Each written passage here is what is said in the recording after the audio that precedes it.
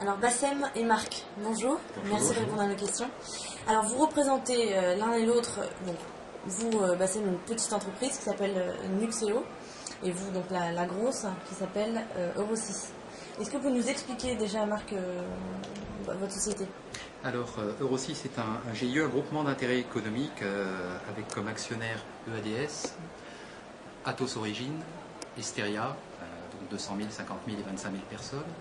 Et on est une petite PME spécialisée dans le développement d'applications pour l'interarmée. L'interarmée étant un truc dans le monde de la défense qui se situe au-dessus de l'armée de terre, de la marine et de l'armée de l'air. D'accord. Alors pourquoi vous vous retrouvez ensemble aujourd'hui tous les deux? De quoi est-ce que vous allez nous parler? Vous avez développé vous, un produit qui intéresse Marc.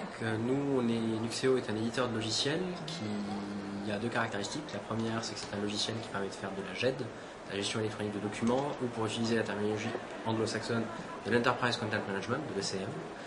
Première caractéristique. Deuxième caractéristique, c'est que c'est un logiciel open source, donc logiciel libre, qui intéressait Eurosys en tant qu'intégrateur pour l'utiliser, le paramétrer, le personnaliser et le mettre à disposition de ses clients de l'interarmée. Qu'est-ce que c'est concrètement? À quoi ça sert? Est-ce que vous nous... Concrètement, l'utilisateur final, qui est un militaire, va venir déposer des informations dans ce système. Dans ce système, toujours, il va pouvoir enrichir l'information, transférer cette information enrichie à une autre personne qui va à son tour l'enrichir. Et petit à petit, cette information va pouvoir être enrichie d'une part et d'autre part partagée avec différentes personnes concernées par l'info. D'accord. Qu'est-ce qui vous a intéressé, vous, Marc, dans ce logiciel précisément? Et déjà, comment vous êtes rentré en contact? Comment vous êtes connu? Alors, je vais faire les choses dans l'ordre. Enfin, tout d'abord, le monde de l'interarmée est régi par une directive qui éclaire la trajectoire des développements, et c'est la directive dite de la DGSIC, Direction Générale des Systèmes d'Information et de Commandement, qui recommande d'aller le plus possible vers le libre, vers le monde libre, à service équivalent, à logiciel équivalent. Donc dans la panoplie d'applications qu'on développe, il y a certaines applications où il n'y a pas dans le monde libre quelque chose d'équivalent au monde des éditeurs. Donc là, je choisis le monde des éditeurs. Dans le monde de la GED, il n'y avait pas photo, Nuxeo était le meilleur. Et chance pour moi, il était gratuit. Donc, comment vous l'avez su? Alors, on a une petite équipe qui, face à une problématique donnée, fait comme tout le monde, va sur Internet, téléphone à droite à gauche. Alors, on est adossé à trois grands groupes, Steria, Atos et EADS. Et chez Steria et chez Atos, il y a des directions techniques avec des experts. Et on s'adresse à eux face à une problématique donnée pour leur dire quel est le produit au top du marché ou les trois produits sur lesquels il faut se pencher. Donc, Nuxeo a été cité et ça recoupait ce que notre petite équipe avait déjà déniché sur Internet. Et puis on avait aussi un ou deux ayatollahs chez nous qui étaient déjà très fans de CPS, enfin le produit précédent, enfin, la génération précédente du produit Nuxeo.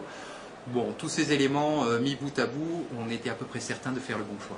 D'accord. Qu'est-ce que vous vous apportez mutuellement depuis que vous travaillez ensemble? Eh bien, nous, on a trouvé avec Eurosys la possibilité d'arriver sur des marchés qui initialement n'étaient pas spécialement ouverts à des sociétés de petite taille telles que Nuxeo. Donc ce sont des marchés qui s'étalent sur plusieurs années pour un secteur qui est assez particulier, la défense.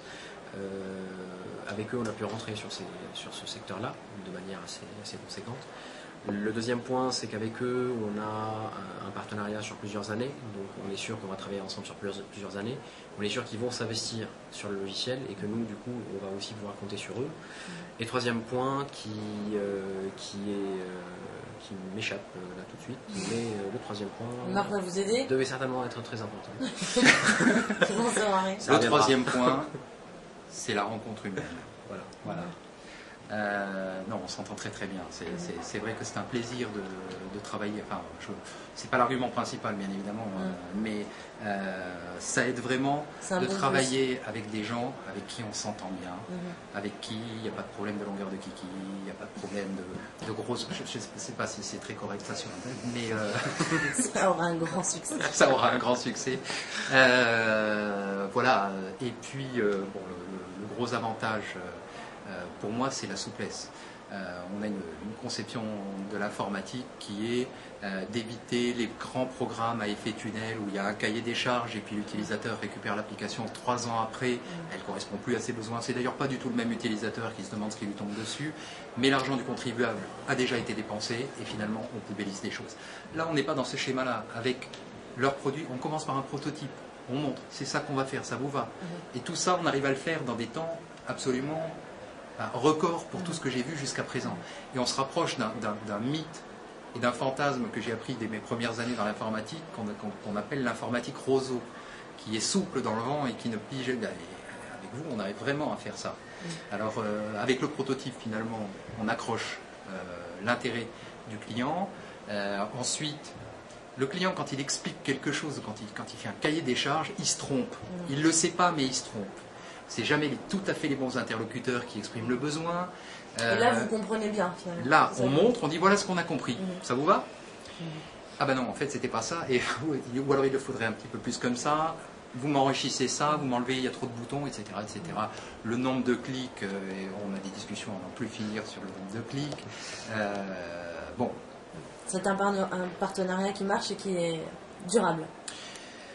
Il dure depuis 1 an déjà, donc c'est pas, ça date pas de... Et en plus, l'image de marque d'Euro6 et à travers ce GIE d'Atos, de Steria et de ADS est considérablement renforcée dans le monde de la défense. Avant Euro6, il y avait Thales, il y avait EADS, il y avait Sagem qui faisait des systèmes d'armes et éventuellement de l'informatique.